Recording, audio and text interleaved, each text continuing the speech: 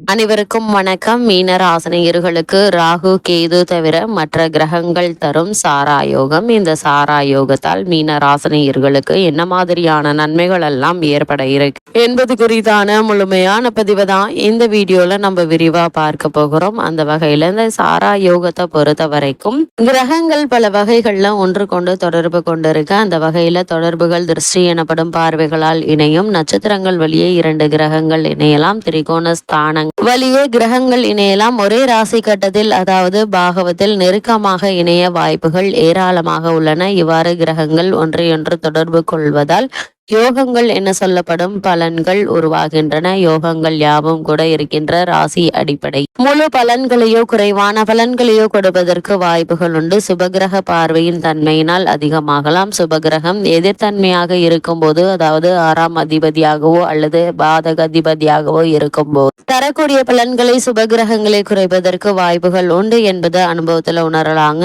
ஆகவே எல்லா யோகங்களும் எல்லோருக்கும் ஒரே மாதிரி தருவதில்லை என்பதே நிதர்சனம். யோகங்கள் முறையில் சாரா யோகம் அப்படின்னா என்ன என்று பார்க்கும்போது, இந்த சாரா யோகத்தை பொறுத்த வரைக்கும் ராகு கேது எனும் சாயா கிரகங்களை தவிர மற்ற கிரகங்களான சூரியன், சந்திரன், செவ்வாய், புதன், குரு, சுக்கிரன் மற்றும் சனி ஆகியவை தொடர்ச்சியான லக்னம் முதல் 4ஆம் பாவம் வரை தொடர்ச்சியாக அமைய பெறும் யோகம் சாரா யோகம் என்று சொல்லப்படுகிறது. இங்கே சாரம் என்பது தொடர்ச்சியாக தாங்குதல் என்று பொருள்படுகிறது. சாரம் என்பதற்கு ஒன்றுக்கொன்று தொடர்பு கொள்ளுதல் என்று பொருள் கொள்ளலாம். இந்த சாரா யோகத்தினுடைய பலன்கள் என்ன என்று பார்க்கும்போது, தலைமை பதவியை வகிக்கும் அமைப்பை ஏற்படுத்தும். அதே போல உயர் பதவிகள் யாவும் இவர்களை எளிதாக வந்தடையும் அமைப்பை பெற்றவர்களாக இருப்பார்கள். 4 பாகவத்திற்குள் எல்லா கிரகங்களும் அடைபடுவதால் சந்திரன் தனித்திருக்க வாய்ப்பில்லை. ஆகவே சந்திரனுக்கு முன்னும் பின்னும் கிரகங்கள் கண்டிப்பாக இருப்பதற்கான வாய்ப்புகள் உண்டு. எப்பொழுதும் இந்த யோகம் கொண்டவர்களை சுற்றி பலர் இருப்பதற்கான வாய்ப்புகள் உண்டு. பணவரவுகள் வந்து கொண்டே இருக்கும். இவர்களுக்கு பொன்பொருள் சேர்க்கை, நிலம், வீடு,